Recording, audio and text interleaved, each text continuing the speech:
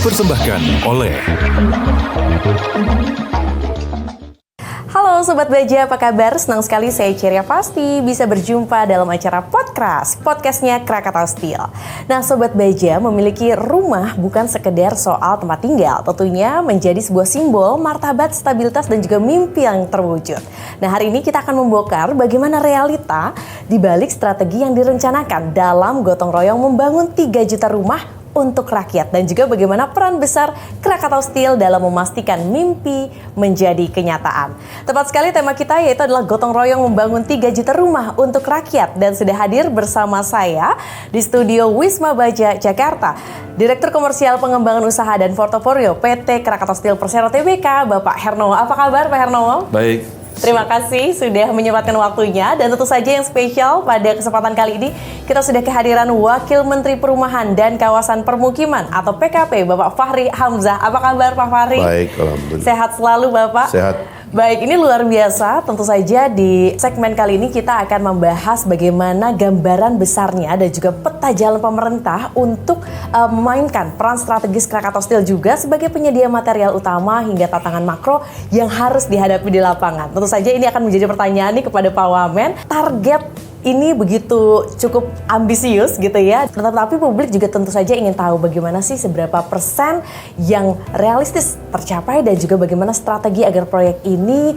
tidak menjadi proyek yang mangkrak. Silahkan Pak Wamen. Kalau kita baca data, Indonesia sekarang ini penduduknya itu sekitar 285,5 juta yang tergabung dalam 93 juta keluarga. Dari 93 juta keluarga itu masih banyak yang kita kategorikan sebagai miskin, bahkan ada miskin ekstrim. Kira-kira jumlahnya itu sekitar 1 juta keluarga. Nah, dengan kategori-kategori lainnya, tetapi itu memproduksi apa yang disebut sebagai angka backlog ya. Backlog itu artinya antrian lah. Orang tuh ada 2 macam backlog di situ. Orang yang ingin rumahnya diperbaiki karena rumahnya buruk. Kita tahu bahwa rumah buruk itu tidak saja berdampak buruk bagi keluarga itu, tetapi juga bagi masyarakatnya. Sanitasi yang buruk misalnya, dia berpotensi menyebarkan penyakit, bakteri yang lain-lainnya bisa menyebabkan penyakit di kawasan itu dan menyebar begitu. Nah itu sekitar 20 juta rumah tangga atau 20 juta keluarga yang memerlukan rumahnya itu direnovasi. Nah, yang kedua itu ada yang disebut dengan backlog, orang yang ingin punya rumah, gitu, ngantri kira-kira 9,8 juta. Jadi ada orang ya mungkin karena kita tahu di Indonesia ini setiap tahun itu kan ada 1 juta pasangan pernikahan baru, 700 sampai 1 juta pasangan hidup baru lah istilahnya itu yang menikah, dan itu kan pasar dari perumahan. Nah, kira-kira jumlahnya itu 9,8 juta. Tapi dari angka-angka yang ada itu, ada yang teridentifikasi sekitar 6 juta keluarga yang tinggal di rumah jelek gitu ya, tapi rumah itu sendiri bukan punya dia.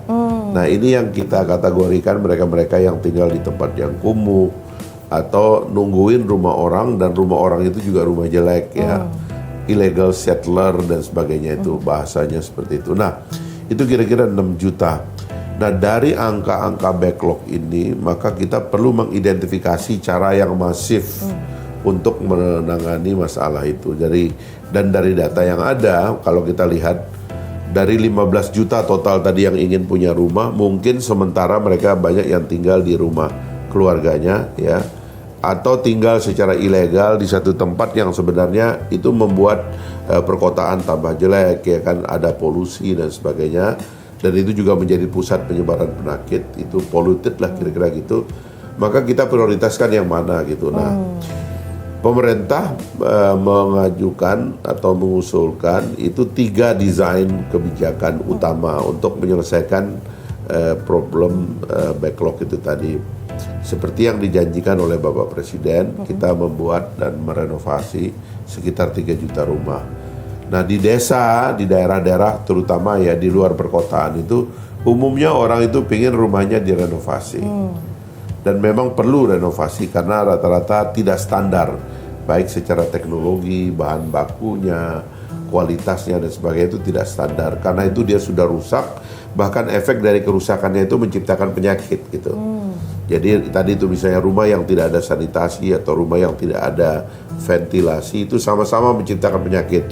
Terutama juga adalah rumah yang tidak punya lantai atau lantainya itu terbuat dari sesuatu yang mudah menciptakan penyakit karena dingin dan sebagainya itu. Nah yang kedua itu yang penciptaan atau pembangunan rumah baru yang diusulkan supaya diprioritaskan perumahan vertikal. Kenapa? Karena terutama ini di perkotaan ya. Karena di perkotaan itu tanah mahal. Ya karena tanah mahal inilah orang sudah nggak sanggup beli rumah di kota. Caranya adalah dibikin vertikal supaya penggunaan tanahnya rendah. Supaya kita juga nggak perlu menyebar ke luar-luar kota, nanti ngabisin sawah, ngabisin lahan produktif, padahal kita mau swasembada pangan ya. Nah jadi kita mau prioritaskan yang vertikal di perkotaan. Ini juga nanti untuk nata kawasan-kawasan kumuh. Yang tadinya numpuk ya kita vertikalkan aja 3-5 lantai, mereka dipindahin ke atas sehingga ada sisa public space yang membuat suasana kehidupan lebih sehat. Nah yang ketiga itu pemerintah mau menata kawasan. Ya, kita banyak sekali kawasan-kawasan yang harus ditata, terutama misalnya pinggir sungai itu kan harus ada perbaikan masif karena sungai di Indonesia tambah rusak, tambah nggak bisa diminum, ikan-ikan aja nggak bisa hidup di situ.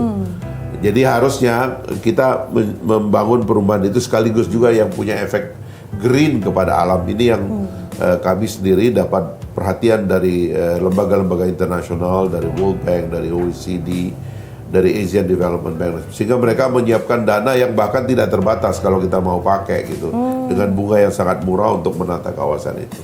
Saya kira itu ide besarnya. Nah sekarang menarik sekali ke Krakatau Steel sebagai raksasa baja nasional. Ini kan sebuah opportunity juga begitu ya. Bagaimana Krakatau Steel memposisikan diri sebagai mitra strategis dalam program pembangunan 3 juta rumah nih Pak Hernowo. Jadi tadi sudah disampaikan oleh Pak Wamen, ini kalau rumah ingin bagus, ya kualitas bagus, ini pasti salah satu komponennya baja. Ya. Kalau bangun baru itu kalau tipe 36 seperti agenda dari pemerintah, itu mungkin diperlukan sekitar 600 kilo baja per unit rumah. Jadi kalau kita bangun 3 juta rumah itu 1,5 sampai 2 juta ton baja itu diperlukan. Ya. Jadi secara industri ini pasti program yang luar biasa bagus, akan menggerakkan industri baja. Kemudian kalau kita lihat tadi yang disampaikan visi dari Pak Wamen, luar biasa. Ini infrastruktur yang akan menyasar mungkin golongan ekonomi paling rendah di negara kita gitu. Jadi sebagai BUMN pasti Krakatau akan sangat mendukung agenda ini karena ini agenda yang luar biasa dan pasti akan mendukung pertumbuhan ekonomi. Nah, seperti yang kita tahu tadi sudah dijabarkan juga beberapa data yang luar biasa ya terkait dengan faktor kemiskinan dan lain-lain. Hambatan terbesar apa sih Pak yang dihadapi? Sebelum saya ke situ, saya mau nambah sedikit untuk Krakatau ya. Dalam pemahaman saya sih setelah melihat 10 bulan ini problem intinya itu, saya kira baja itu harus menjadi komponen inti dari program ini gitu. Jadi kita bisa bilang bahwa stakeholder terbesar dari program Presiden Prabowo 3 juta rumah itu adalah Krakatau Steel karena dia yang menyiapkan baja. Dan baja itu sekarang kan modifikasinya udah banyak gitu. Buat tiang itu yang inti ya, kemudian buat atap atau siku-siku dan sebagainya itu inti. Bahkan di beberapa negara itu teknologi dikembangkan kepada lantai, kepada dinding dan sebagainya lah. Jadi saya bisa mengatakan bahwa Krakatau Steel itu memang akan menjadi pemain inti daripada program rumah 3 juta ini.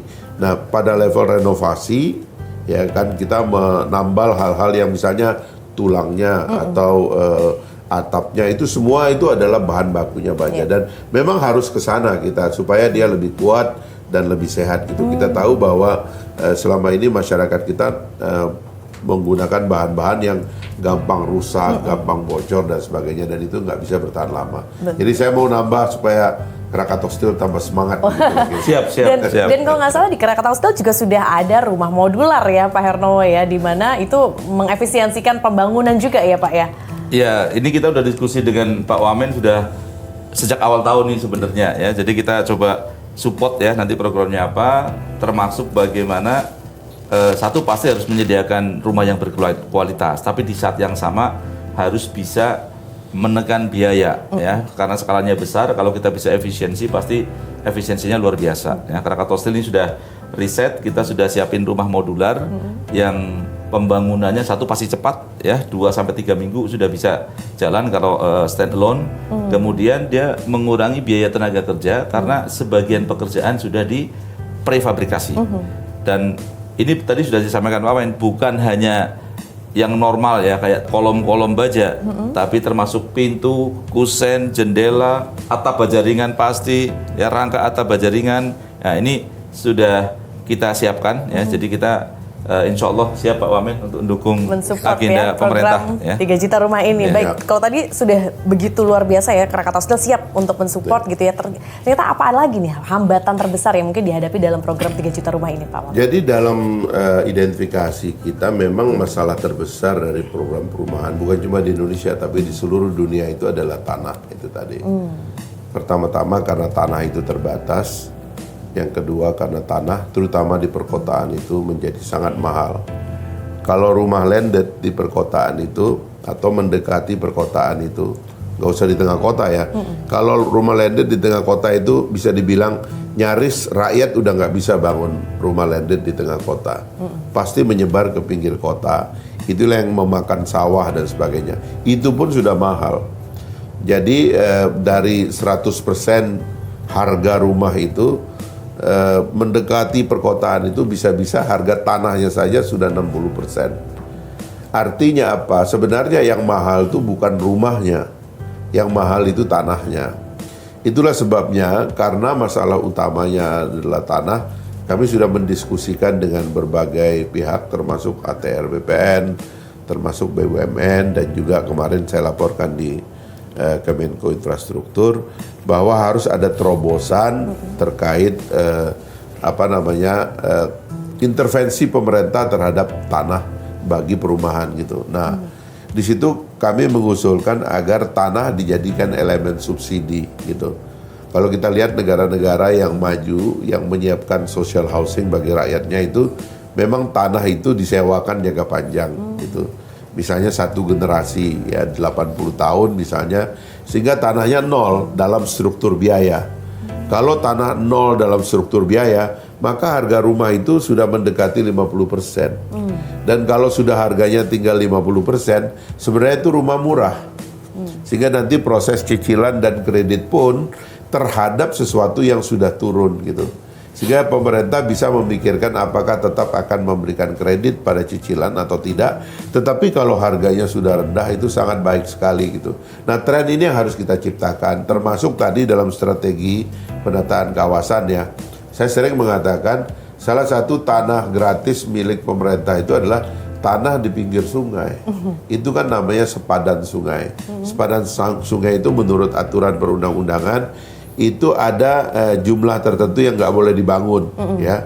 Sehingga sebenarnya kalau kita mau memberikan subsidi, ya daripada sungai itu udah ditumpukin oleh bangunan, ya rumahnya masuk ke dalam sungai dan mohon maaf kadang-kadang pembuangan dan sebagainya langsung di situ. Alangkah baiknya kalau kita subsidi dia. Siapapun yang membangun keluar ditarik dari sungai, ya. Jadi ilmunya dari Sultan Jogja itu, dia bilang mundur, madep, munggah katanya gitu. Jadi 3M gitu. Mundur itu artinya ditarik dari sungai. Itu tanah gratis loh itu sebenarnya gitu. Kemudian menghadap ke sungai supaya pembuangannya jangan ke sungai. Lalu dibikin lebih vertikal dia 3-5 lantai. Itu efek konsolidasi lahannya dan perbaikan sungainya akan masif sekali. Nah, kebijakan inilah yang saya lagi introduksi kepada rapat koordinasi Menko kemarin. Coba kita pikirkan bersama-sama karena itu efeknya masif dan bareng efeknya. Di satu sisi orang dari dapat hunian yang lebih layak ya karena dinaikkan ke atas, tapi di sisi yang lain sungainya juga menjadi green, menjadi kita preserve. Ikan mulai bisa hidup, orang bisa mandi di sungai kayak zaman kita kecil dulu begitu. Sekarang kan sungai kita sudah kena kotor semua gitu. Iya, baik. Saya kira itu.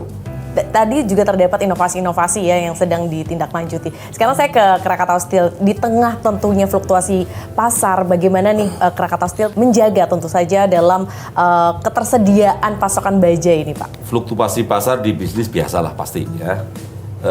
Kalau ketersediaan, Krakatau Steel ini kan disuplai baja tidak sendiri ya. Jadi kita komunitas baja nasional sih cukup untuk memenuhi kebutuhan beliau ya. Tapi di saat yang sama, seandainya kita mengeksekusi program 3 juta rumah, ini juga pertumbuhan yang luar biasa Pak Wamen ya. Teman-teman industri pasti sangat menyambut dengan antusias. Nah, otomatis memang diperlukan inovasi ini dari kita semua, baik dari industri maupun dari semua stakeholder. Tadi misalnya contoh, saya tertarik tuh, begitu pinggir sungai, halaman menghadap ke depan, itu sungai pasti bersih. Ya, karena selama ini kan sungai jadi belakang rumah ya, jadi tempat pembuangan. Begitu menghadap ke depan, itu sungainya pasti luar biasa bagus. Dan kita siaplah mendukung untuk menyiapkan infrastruktur yang diperlukan. Kalau memang di pinggir sungai bentaran 2-3 level stairs, insya Allah sih teman-teman siap semua mendukung. Jadi bahwa memang program ini saling berkesinambungan gitu ya. Kita juga ingin mengetahui bagaimana untuk memastikan pembangunan ini bisa memenuhi standar keamanan pastinya dan juga kenyamanan bagi penghuninya, Pak. Itu tadi yang saya bilang faktor-faktor yang pertama tadi soal tanah. Tadi kita mencari jalan untuk menyelesaikan, dan rupanya tanah memang kalau bisa itu disewa gratis dalam jangka panjang supaya ongkos tanah itu menjadi sangat murah begitu. Nah, yang kedua tentunya adalah perizinan. Itu saya ingin menyampaikan sedikit apa saja yang mesti diselesaikan. Nah, kita udah mendapatkan payung sebagai program strategis nasional. Sebenarnya Bapak Presiden sudah istilahnya itu membuktikan bahwa janji kampanye beliau itu dimasukkan dalam program strategis nasional. Dan dengan bendera atau payung program strategis nasional itu, kita sebenarnya bisa mengakselerasi dan termasuk juga tadi memastikan hal-hal yang menjadi faktor-faktor yang membuatnya itu menjadi lebih murah, lebih tadi aman, lebih green, lebih kuat dan sebagainya, lebih jangka panjang supaya orang tinggal di tempat yang lebih aman, kira-kira gitu. Nah, dari perizinan kita masuk ke konstruksi. Nah, disinilah nanti peran Krakatau Steel akan sangat banyak membantu, karena kita tahu betul bahwa rumah modern itu ya tentu sekarang kita nggak bisa lagi ngandalin kayu misalnya, karena kayu kan habis. Itu kan kayu kan sekali tanam kita panennya sekian ratus tahun, tapi kan kalau baja kan tiap hari bisa dipanen ini. Produksi. Karena ini kan bisa renewable gitu. Nah, saya kira kita mengandalkan perusahaan seperti Krakatau Steel dan BUMN lainnya untuk berkolaborasi melakukan riset bagaimana membangun perumahan dengan bahan baku dan biaya konstruksi yang affordable bagi rakyat gitu. Sehingga harganya itu tidak terlalu mahal, sehingga nanti ketika dibeli oleh masyarakat itu harganya sudah murah, aman, nyaman, green, sehat dan sebagainya. Semua faktor ada di situ. Makin banyak yang ngantri jadi untuk sinergi mendapatkan BUMN di masa yang akan datang, terutama dengan kami itu sangat diperlukan gitu. Saya kira itu. Oke, ini menarik. Pasti tentu saja kalau masyarakat berpikir bahwa untuk baja ini sering kan pasti dianggap sebagai mahal untuk perumahan rakyat begitu ya. Nah, bagaimana nih inovasi dari Krakatau Steel untuk bisa mungkin menekan harga atau mengorbankan, jangan sampai mengorbankan kualitas gitu ya Pak ya? Ya. Jadi sebenarnya kalau bajanya sendiri itu tidak mahal. Mahal itu karena total cost. Ya. Jadi biaya bikin rumah itu baja nggak mahal. Yang mahal mungkin biaya tenaga kerja. Karena tenaga kerja tergantung waktu. Makanya salah satu inovasi yang dikembangkan Krakatau Steel, gimana caranya memotong waktu pembangunan. Kalau biasanya 2 bulan, kalau kita bisa potong 3 minggu, itu berarti tenaga kerjanya separuh lebih itu sudah hilang. Ya. Kemudian yang kedua, itu ada komponen lain. Kalau visi Pak Wamen kan mengcover seluruh Indonesia. Salah satu kompleksitasnya adalah logistik. Nah, selama ini logistik baja turun naik itu biaya angkutnya luar biasa. Makanya kemarin saya ngikutin ini strategi beliau ini. Itu salah satu yang akan diefisienkan adalah komponen logistik. Ya, strateginya direct distribution dari pabrik langsung ke lokasi pembangunan. Itu sangat efisien pasti di situ ya. Jadi dengan 2 inovasi itu saja, itu saya yakin itu komponen biaya akan turun secara signifikan. Apalagi nih kalau diintegrasikan dengan seluruh perusahaan untuk mendirikan rumah.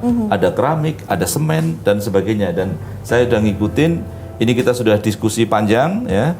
Jadi kalau semua mendukung, logistik kita efisienkan, ini sih visi dari pemerintah sih saya yakin bisa akan kita tercapai deliver. ya. Baik, ini tadi kalau Pak Wamen juga sempat mengatakan bahwa memang kementerian juga memastikan bahwa sinergi dengan berbagai macam pihak gitu ya, mulai dari tadi BUMN, pemerintah daerah, dan juga bagaimana memastikan rantai kerja ini tetap solid nih Pak. Ya. Saya pergi ke Krakatau Steel dan melihat beberapa kapasitas yang mereka miliki. Menurut saya ya, dari Krakatau Steel saja itu bisa mengintegrasikan seluruh kapasitasnya dan anak perusahaannya itu untuk membangun tidak saja rumah, tapi kawasan. Saya kaget misalnya Krakatau Steel punya kapasitas di water treatment, dan itu sebenarnya kalau kita bicara water treatment aja udah sanggup, apalagi kalau sekedar sanitasi, itu sederhana itu. Tinggal nanti kolaborasi untuk tarik bakteri ya dan sebagainya, itu juga gampang lah relatif gitu. Jadi kalau satu BUMN seperti Krakatau Steel aja kapasitasnya untuk mengelola atau membangun kawasan tidak saja perumahan itu besar, apalagi kalau dikolaborasikan. Misalnya kan kita punya Semen Indonesia Group, ya kita tahu Semen Indonesia Group itu adalah pabrik semen tertua di Asia Tenggara gitu. Artinya dulu itu heritage yang ada di ASEAN ini terutama itu ngambil semennya itu dari Indonesia, terutama semen Padang itu. Nah itu kalau digabung dia kan punya juga produk-produk tuh untuk dinding, untuk lantai dan sebagainya, itu bisa digabung dengan kolaborasi kita dan perusahaan-perusahaan lain yang saya tahu begitu banyak, sehingga sebenarnya kalau kita mau memodernisasi rumah masa depan bangsa Indonesia, rakyat Indonesia, supaya lebih green, lebih sehat, lebih nyaman, sesuai standar dan sebagainya, itu saya kira kolaborasi BUMN menjadi salah satu kata kunci. Dan mandornya atau bosnya itu Krakatau Steel lah. Karena paling banyak itunya produknya gitu. Wah, saya kira itu. Ini akan menjadi target yang sangat luar biasa tentunya untuk Krakatau Steel. Nah, bagaimana pihak PTKS sendiri menjamin nih kualitas dan juga distribusi materialnya ketika permintaan melonjak nih, terutama di seluruh wilayah Indonesia? Kalau jaminan kualitas dengan brand Krakatau Steel dari bahan baku bajanya, insya Allah tidak ada masalah ya. Nah, kemudian karena ini kebetulan yang dipahami mungkin di masyarakat selama ini kan cuma bersih betonnya aja, sekolah lama kan rumah. Kemarin kita sudah ajak Pak Wamen tuh visit ke fasilitas produksi kita di Cilegon. Kita tunjukkan ke beliau bahwa rumah itu bisa di prefabricated ya. Jadi sebagian pekerjaan yang selama ini biasanya dikerjakan oleh tukang on-site, sehingga kualitasnya kan kualitas bajanya bagus, tapi ketika pengerjaannya tidak bagus, itu kan beresiko juga. Makanya kita berusaha untuk menstandarkan kualitas dengan cara melakukan pabrikasi rumah. Ya, jadi sebelum dikirim itu sudah prefabricated ya, sehingga kualitas relatif lebih terjaga dan tidak terlalu tergantung kepada kualitas tukang. Yang kedua, kita juga menyiapkan material lain yang di luar core rumah seperti besi beton. Contoh, ini kalau kita membayangkan rumah sederhana ya untuk saudara-saudara kita yang ekonomi di bawah, itu kesannya kan kualitas rendah. Misalnya kita pakai kayu, kayunya awalnya kelihatan bagus, tapi mungkin berapa bulan sudah lapuk atau dimakan rayap. Nah, untuk mengatasi itu, kita selesaikan urusan yang tadinya kayu dengan baja. Jadi jendela, kusen itu bisa diselesaikan dengan solusi baja, dan insya Allah tidak akan kemakan rayap itu Pak Wamen ya. Puluhan tahun akan tahan ya.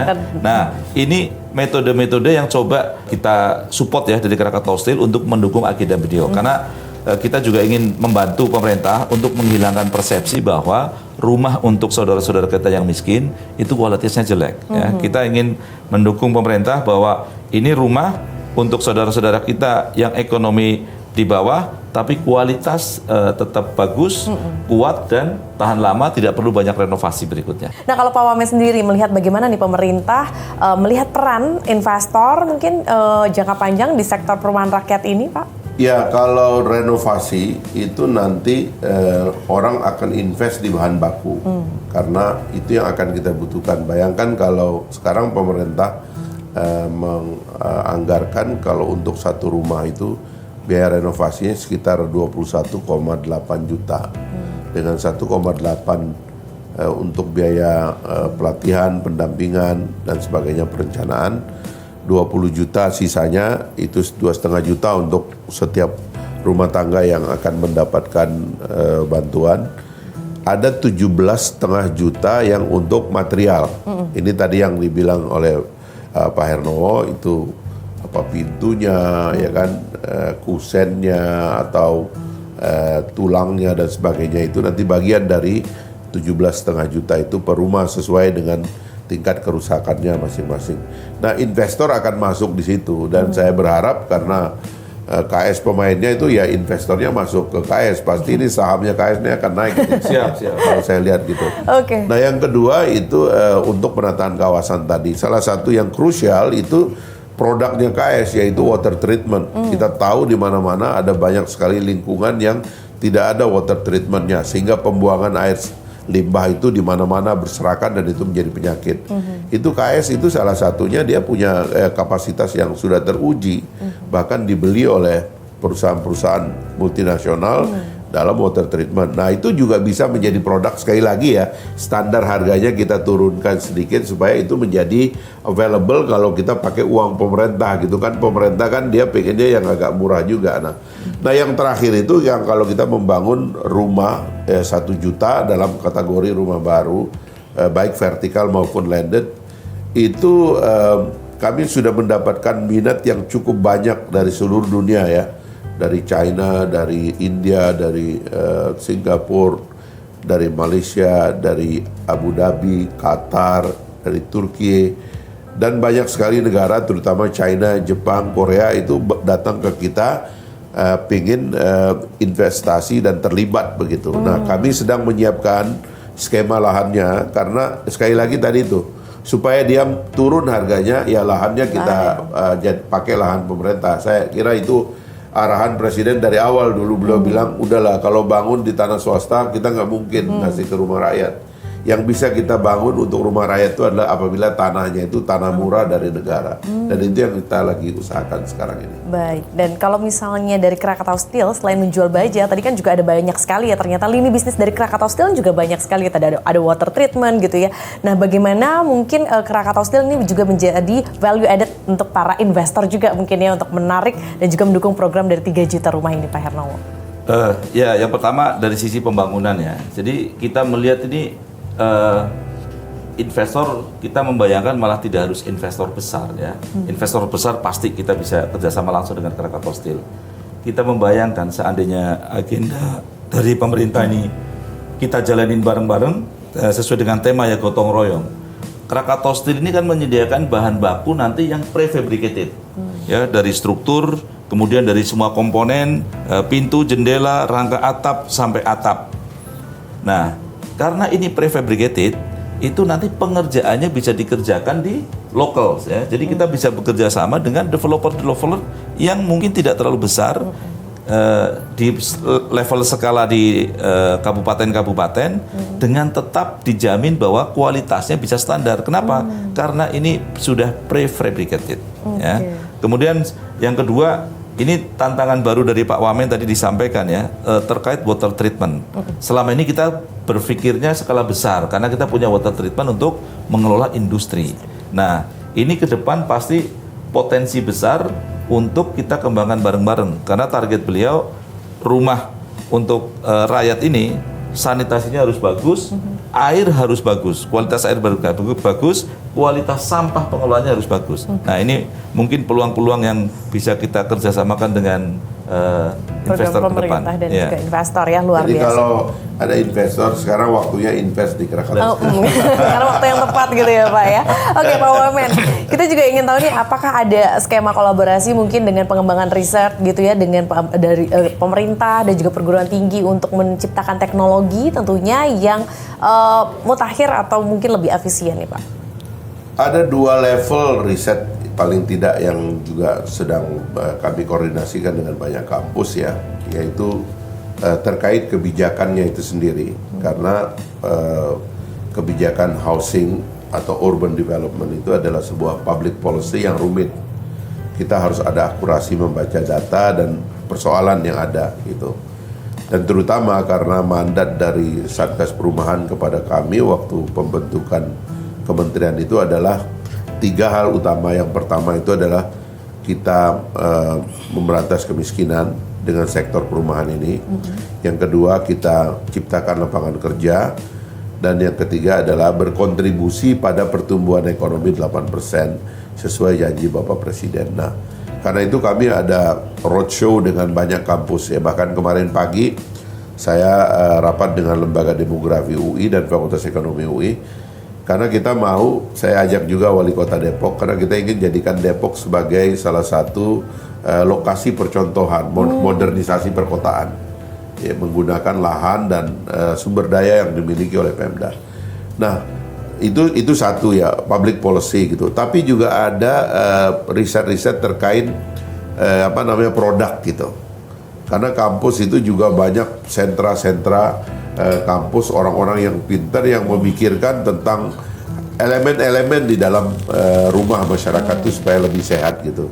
Misalnya tentang sanitasi tadi, kemudian tentang IPAL komunal ya, water treatment komunal, lalu kemudian tentang standar dari atap, lantai dan dinding yang baik, kemudian soal dapur dan sebagainya. Ini memerlukan memang riset yang lebih spesifik sifatnya dan itu berada di kampus. Ada juga kami kerjasama dengan ITB itu terkait konsep yang menarik diberi judul oleh sekolah arsitektur di ITB, yaitu membangun tanpa menggusur. Jadi mereka punya kajian tentang bagaimana kawasan kumuh diformat ulang menjadi kawasan modern itu tanpa ada penggusuran dan orangnya tetap tinggal di situ, bahkan tingkat janji kesejahteraan yang lebih baik gitu. Nah, ini hal-hal yang memang memerlukan lembaga-lembaga ilmu pengetahuan, ya, lembaga riset, dan tentu untuk spesifik produk saya kira juga KS punya R&D juga untuk meningkatkan kualitas, dan juga tentu tadi itu mencari produk-produk yang lebih murah. Karena kalau kita bicara income per kapita masyarakat Indonesia harus disesuaikan dengan harga rumah yang nanti affordable, mereka mampu beli begitu. Nah, ini kalau kita kembali lagi ke Krakatau Steel, sebenarnya sejauh mana sih PT Krakatau Steel ini melihat peluang dalam menciptakan tadi rantai pasok gitu ya, terutama green supply chain? Rantai pasok tentu saja mulai dari penyiapan bahan baku sampai ujung delivery ya. Justru sekarang yang kita persiapkan bagaimana kita mengefisienkan logistik ya, karena ini tantangan yang sangat besar karena baja berat ya, logistiknya pasti akan costly. Nah, kalau kita logistik chain-nya kita tidak manage, yang amanat dari Pak Wamen bahwa kita harus efisien, itu akan sulit ya. Jadi sekarang kita sedang bekerja keras supaya model supply chain-nya bisa kita efisienkan. Contoh ya, kalau kita manufacturing centralized di Cilegon, kita kemudian kirim ke Jawa Timur aja misalnya, itu pasti logistiknya sudah heavy. Tapi kalau dari Cilegon kita kirim bahan baku, kemudian di lokal kita berpartner dengan pengusaha kecil untuk melakukan prefabricated di Jawa Timur, itu pasti akan memotong rantai logistik yang luar biasa. Kemudian karena sudah prefabricated, begitu kita install di on-site location bangun rumah, itu akan mengurangi mungkin biaya tenaga kerja setengahnya. Nah, yang begini-begini yang kita lagi coba ya. Jadi fokus Krakatau itu ada 2 lah. Satu, memastikan kualitas tetap terjaga dengan baik. Yang kedua, bagaimana kualitas itu dideliver dengan cost yang affordable ya. Karena ekspektasi dari Pak Wamen ini rada tough nih ya. Karena banyak ini harus murah. Waduh, kita dan cepat. Kita murah pasti cepat. Karena kalau tidak cepat itu pasti costly ya. Jadi ketika pesannya murah, itu berarti di balik pesan itu kita harus kerjakan dengan cepat ya. Karena waktu, tukang itu semua adalah biaya. Ya. Itu kira-kira. Kita kerja keras terus nih Pak Wamen ya untuk deliver message-nya. Kita juga ingin mengetahui bagaimana nih statement terakhir dari Pak Wamen dalam program 3 Juta Rumah ini. Ya, program ini mungkin adalah program terbesar sepanjang sejarah Indonesia, dan karena itu sudah menjadi janji Bapak Presiden, tentu pasti akan dikerjakan. Dan tinggal tugas kami adalah menerjemahkan bagaimana masyarakat bisa melihat ini sebagai harapan masa depan kita. Karena banyak studi mengatakan bahwa rumah yang baik itu adalah fondasi bagi tumbuhnya individual yang baik, anak-anak dan sebagainya itu, serta juga masyarakat yang baik. Masyarakat yang baik itu tumbuh di dalam rumah yang baik. Rumah yang tadi bisa jadi tempat berteduh, rumah bisa menjadi tempat belajar, mengatur jadwal, belajar kedisiplinan, ya, kesehatan, tempat orang beribadah dan sebagainya yang tenang dan sebagainya. Itu akan menciptakan masyarakat yang luar biasa. Nah, transformasi itulah yang kita mesti desain dan rancang ke depan di bawah kepemimpinan Bapak Presiden. Sukses untuk programnya Pak Wamen. Terima Mungkin kasih. terakhir dari Krakatau Steel, Pak Hermawan, silakan. Ya, Krakatau Steel tentu saja menganggap 3 juta rumah ini program yang luar biasa karena ini program pengentasan kemiskinan, di saat yang sama program pengembangan industri, di saat yang sama program untuk pertumbuhan ekonomi. Dan bagi Krakatau Steel ini adalah sebuah kehormatan ya, ikut dilibatkan oleh pemerintah, wabil khusus Pak Wamen untuk bisa mendukung agenda ini bersama-sama dengan teman-teman yang lain. Baik, jadi artinya dalam pembahasan ini program 3 juta rumah untuk rakyat ini adalah peluang ya, peluang yang menggabungkan misi sosial, potensi bisnis yang nyata dan tentunya dengan adanya dukungan penuh pemerintah serta kesiapan industri seperti PT Krakatau Steel. Kita sudah sampai di segmen terakhir, kita pengen dapat best expression-nya. Seberapa bajakkah Krakatau Steel? Mantap. Mantap. Kok sama sih? Bareng-bareng Duluan. ya. Oke, seberapa bajakkah Pak Wamen Fahri Hamzah? Aku tetap mantap. Oke, terima kasih banyak Pak Wamen. Sukses selalu untuk programnya, sukses juga untuk Krakatau Steel. Terima kasih Pak Hernowo. Dan demikian Sobat Baja, berakhir pula perjumpaan kita dalam acara podcast. Jangan lupa selalu saksikan podcast setiap hari Sabtu di Garuda TV dan siaran ulangnya di Krakatau Steel Official di YouTube-nya. Oke, saya Ceria Pasti pamit dan sampai jumpa.